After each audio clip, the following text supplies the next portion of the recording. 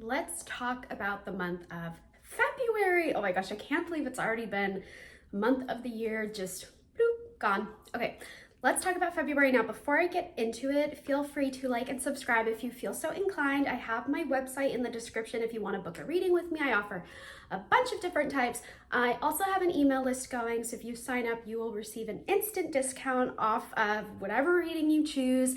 And my email's in the description if you have any questions. Okay, let's get into February astrologically.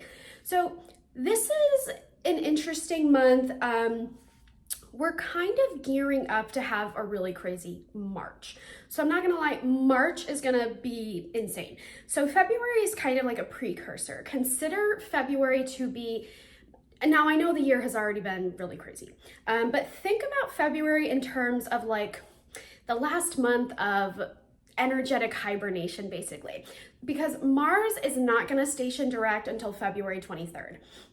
So we have until now in February 23rd for things to still be really wonky. Things are going to be up in the air. You might feel like you're in a state of limbo. You might also feel like you haven't been able to get much done. So no motivation, very little energy, very, very sleepy. So your sleep schedule might be all over the place because Mars is currently retrograde in Cancer, which is nighttime antics, basically, ruled by the moon. So long story short, you might have felt like since December, basically, of 2024, where's my motivation? Where is my drive to do anything? And you might also feel like your emotions are just on 10. So consider until February 23rd, some of that energy is just going to kind of remain. It should start to feel a little bit better as we inch closer to that date, but February is an important month because Mars will be going direct on February 23rd. Whew, this has been a crazy Mars retrograde, so we are going to get some relief. Now, another planet that is going direct is Jupiter. Jupiter will be going direct on February 4th, so that'll be really exciting. Now, Jupiter has been retrograde in Gemini. So Jupiter retrograding in Gemini might have brought up a lot of weird social chaos. Things might have been delayed and then some accelerated. It's almost like you were never able to catch up with the timing of your life. So it's almost like a lot of stuff kind of flew away from you. Basically, your brain doesn't have time to, or maybe I should say your body doesn't really have time to catch up with your brain, or your brain can't really catch up with what's going on in reality. It's like things are moving too fast in some areas, and you might have felt like you just don't have the mental capacity to really process what's going on. So especially with Mars also retrograde, you might even feel like you're existing in a dream state. You might even feel like kind of this sense of like, not necessarily existentialism, but almost like a depersonalization where nothing really feels real. Everything just feels kind of like a fantasy dream state. You know what I mean? Like you're pinching yourself like, wake up, but you're not waking up because this is life. So we're here. So the Jupiter retrograde in Gemini is a little bit odd, but thankfully that's coming to an end as well. So when Jupiter goes direct, that fast-paced nature of Gemini can speed things up in a favorable way. Like you might feel like you're finally able to kind of be present in the moment. Whereas it's almost like during the retrograde, you were being pushed into the present, but you weren't really ready for it. So now you can kind of start to catch up. Now, the same day that Jupiter stations direct on February 4th, Venus will be moving into Aries. So if you have prominent Aries placements, this is really going to impact you, this transit, especially because come March 1st, again, we're kind of getting into March here, but you have to understand February is like a precursor to March in a lot of energetic ways. Come March 1st, Venus will be retrograde. It's going to move back from Aries to Pisces, but my Aries prominent babies out there, I don't care if it's Sun, Rising, Moon, Mercury, Mars, Venus, whatever, this Venus in Aries is going to be really, really important for you, especially because, again, come March, it will retrograde. So for my Venus, or not my Venus, but for my Aries babies out there, Aries influenced babies, you are going to be more likely to undergo some romantic, intense events, basically. So this can note people from the past coming back, exes, people coming back to make amends or to try to get back together with you. And this can also note too, just more energy, more momentum, more movement in your romantic life. So for some of you, like if you're single, this can note getting into a new relationship. This can note meeting someone new.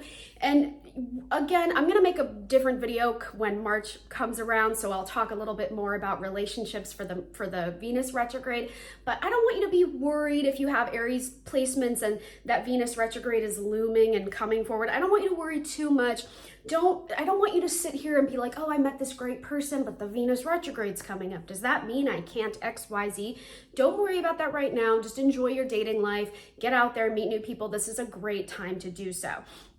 Now, another thing for my Aries influenced babies out there, you might have kind of an uptick in motivation when it comes to tending to your appearance. So Venus rules over aesthetics. So Venus and Aries can kind of inspire you, and especially, even people that have like prominent Leo or prominent Sagittarius with Venus, forming a trine to some of your placements, you might be in the mood to kind of change up your appearance as well. So you might be in the mood to pamper yourself, treat yourself. Venus also rules over money. So, and for a lot of people, this connotes some type of financial stimulation. Now, if you have heavy cardinal placements, Cancer, Cap, Libra, the Venus in Aries transit period can be tricky, especially again, come that retrograde. You can undergo some financial hurdles. Now, in dealing with finances, it's not always a hurdle in an unfavorable sense. Sometimes it can just be challenging financial circumstances in the sense that your workload might increase. So maybe there's more money to be made, but you're very, very stretched thin in terms of the timing that you have to get everything done.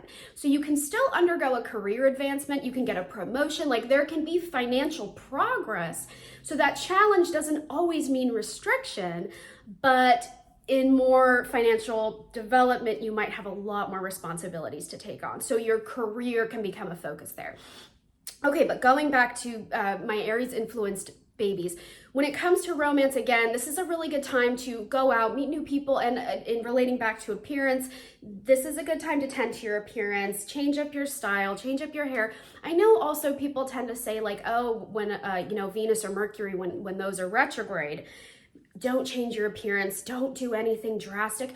I actually disagree because, they say it's contradicting. They say anything you do in a retrograde doesn't stick, a Venus, Mercury. But then they also say, oh, don't do anything drastic. Why don't you just use that time to experiment? If nothing's gonna stick, you might as well play and have some fun, right? So you can use this time, like leading up to the Venus retrograde and also during, to change up your appearance and, maybe change your wardrobe, and also getting ready for spring. So you might undergo a wardrobe change as you kind of shuffle your winter clothes away. Now, another important event happening in February is going to actually occur on Valentine's Day. This is very appropriate. Mercury will be moving into Pisces on February 14th. I can't think of a more appropriate shift. I mean, I guess if Venus was moving into Pisces, that would be a little more appropriate. But Mercury moving into Pisces is very, was the word apropos? Is that the right word? It's very appropriate here. So when Mercury moves into Pisces, this is going to be a doozy for everybody, especially if you have a heavy mutable energy in your chart. So Gemini, Sag, Virgo. This can be kind of hard. Communication can be all over the place. Communication can go haywire. So just be extra mindful. This isn't cause for concern. Just make sure that you're checking over emails that you send. Make sure you're rereading things. Read things 5 times over if you have to. Make sure all the details are ingrained up here. Make sure you have your appointment times correct. Make sure you have travel plans double checked. If you're packing for a trip, make a list and check it 5 times. Just make sure all your ducks are in a row and you're being really mindful when it comes to reading and your communication with people, your correspondences basically. So you can kind of avoid those. The problem here is that when Mercury moves into Pisces, Pisces is an elusive sign. So communication there's a getting lost in translation basically. Someone can tell you, meet me at the coffee shop Tuesday at 12. But what you hear is meet me at the restaurant on Friday at 2. You know what I mean? Things just get lost. and people will forget dates. So it's a little bit tricky, okay? But you can mitigate this just by being mindful. Now, when Mercury moves into Pisces, intuition can increase, especially for the water sign babies out there. So people who have heavy water, whether sun, moon, rising, whatever the case is, your intuition can increase. Trust your gut feeling. And this goes for, like, I would say almost everybody during this time period when Mercury's in Pisces. Trust your gut feeling. That's another reason why communication can be kind of chaotic, because someone could be communicating something to you, but there's almost like a facade or some type of veil that's concealing some of the information. Basically, what matters is not what's being said, but what is being unsaid. And that's part of why communication during Pisces Mercury transit can be really tricky. But it's appropriate for Valentine's Day because Pisces Mercury is very creative, very romantic. You might be needing more emotional validation. You might be needing more emotional stimulation during this time. Now, you can also be feeling more nostalgic. So again, this is going to be partway through February. We're going to be entering that pre-Venus retrograde shadow. So come February 14th, when Mercury moves into Pisces, this is around the time exes can start to pop up out of the woodworks. This is the time when past lovers can come forward and, try to go again. So I want you to know, if someone from the past comes back into your life, this doesn't necessarily mean it's meant to be. Okay, this doesn't necessarily mean that this is like your person. It could, depending on if they've changed, if they're willing to change, the circumstances of the breakup.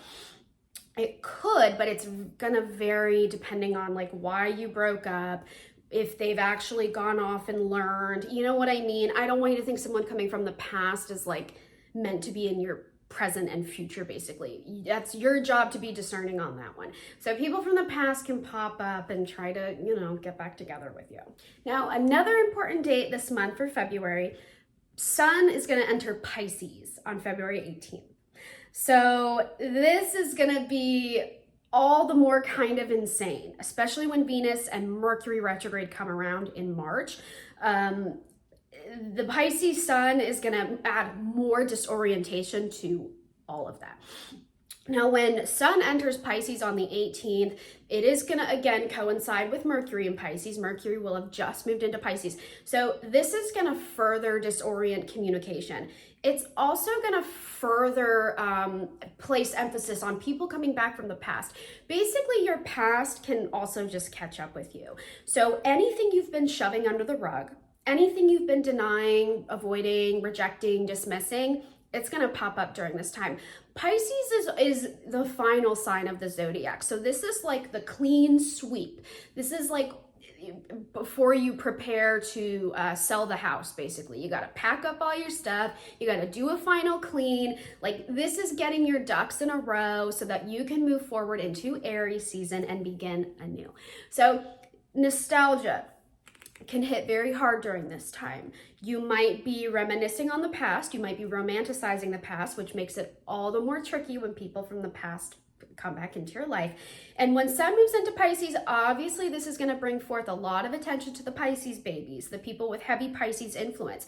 So, and that includes when Mercury moves into Pisces. So you're going to be feeling this energy very intensely. And another tricky thing, especially again come March when Mercury retrogrades from Aries back into Pisces, there's a temptation here. It can make it all the more difficult to set boundaries.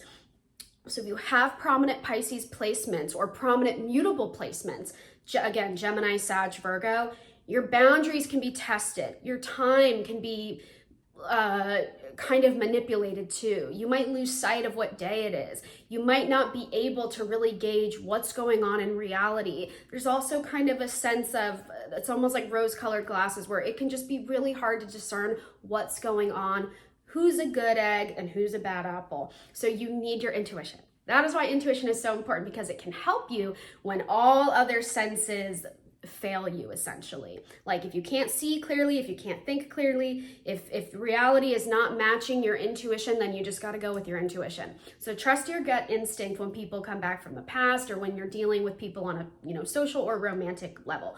So Pisces people, Pisces influence people, Sun, Moon, Rising, Venus, Mars, whatever, Mercury, you're going to be feeling this fogginess a lot more intensely, and same with the mutable signs. Okay, it just is what it is, because it's going to square Sag and Gemini, and it's going to oppose Virgo. So squares and oppositions, they're the more trickier aspects. They show challenges and tension, but they also show relief, okay? They show, so you confront the thing that's been weighing on you emotionally, and then you release it, and then you feel a million times better, and you can go on and move forward with a more receptive, accepting, welcoming nature, so you can actually receive karmic gifts and offerings and blessings. So even though this time period is tricky, it's very rewarding, it's very healing, and it's going to help you confront things that have been weighing on you, and also even certain things that have been making you feel guilty, making you feel a sense of shame. So you can really confront those more complex emotions that have just been making you feel icky and not good. And I forgot to mention too, going back to Jupiter Gemini, when Jupiter stations direct February 4th, that's really going to affect the people with prominent Gemini placements, and also the mutable signs, Sag, Virgo, Pisces, because it's going to square and oppose.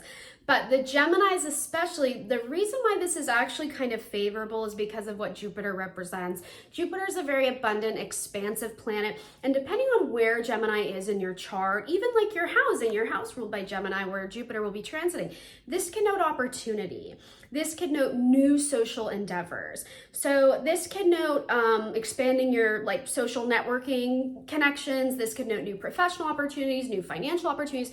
So for the Gemini babies out there, Gemini influence, this can just note more opportunity for you. And it also might be that in the past few months, while Jupiter's been retrograde, perhaps you had some things in the works. Like this could note having applied for a job, and maybe you were going through a very rigorous, what's the word I'm looking for? Like a lot of interviews, basically, a lot of like vetting. This could note maybe applying for something and you are waiting to hear word on that. When Jupiter stations direct, some of those things can finally pull through. So you can get the affirmative yes, you can get the acceptance, you can get the job offer, you can just have more opportunity available to you, basically. So that's a great thing about Jupiter moving direct in the sign of Gemini, February 4th. Now, the most important date of this month, in my opinion, is February 23rd, when Hallelujah Mars stations direct. Oh my gosh, this is gonna be so much better. I'm not saying it's not still gonna be crazy, because the year has been really crazy, and again, March is just gonna be an insane month. But Mars moving direct is gonna be so helpful for everybody's motivation, ambition, energy, everybody's physical prowess. It's just gonna allow for more movement. And it can also allow for like conflict resolution, especially relating to your family, but it can also relate to your relationship with self, because when Mars originally went retrograde, it was in the sign of Leo. So self-esteem, self-expression. So when Mars stations direct and then makes its way into Leo, you can start to feel a little bit better in your being, in your body, and with who you are. Now, a very special thing, when Mars moves direct on February 23rd, we have until the 28th, we have from February 23rd to February 28th of no retrograde planets. Can you believe it? None. Everything will be direct. So this is a monumental special time. Use that last few days of February, 23rd to 28th, to initiate, to get things done, to wrap up and deal with whatever has been lingering and whatever Mars has been preventing you from getting ahead on during that retrograde period. The energy can be a little crazy because people might be feeling more excited. The energy, there's kind of a freeing sense of like liberation in the air, okay, when Mars moves direct. So people might be in the mood to like celebrate or just embrace life. Everyone can just be feeling a little more energetic. So do with that information what you will. But yeah, we have a special final closing week of February when everything is direct. And then after that, we have we have March. Venus retrograde on the very 1st of March. Mercury retrograde on the 15th, I believe. I'll write it on the screen if that's incorrect. If it's not written on the screen, then it is the 15th. And then we have 2 eclipses that month. So March is going to be a very interesting month, and of course I will cover that as we get closer. I hope that this made sense for February. And I want to say too, at the end of this month, cardinal signs are going to be feeling a little bit better. So Cancer, Cap, Aries, Libra, and that's because the whole time, not the whole time, but most of the time Mars has been retrograde. It's been in Cancer, which opposes Cap and squares Aries and Libra. So if you have cardinal placements, you can be feeling a lot better when Mars stations direct. That's probably why I am most excited, because of my Cap stellium. So Mars retrograde's been very tough for me. So we're going to be feeling better by the end of the month for my cardinal babies out there. Okay, I hope this made sense. I hope this helped you kind of get a good gauge for what's going to occur in February. And I hope this also maybe gave you some relief and will help you better plan and know what to expect for the month, so that you can get your ducks in a row and you can get ahead of the energy and also take advantage of the energy this month, because it is going to be, there are good things here, okay? I would say get ready for March is what I'm gonna say. Okay, leave a comment if this helped you at all. Like and subscribe if you feel inclined. Again, my email's in the description if you have questions, and my website is in the description if you would like to book a reading with me.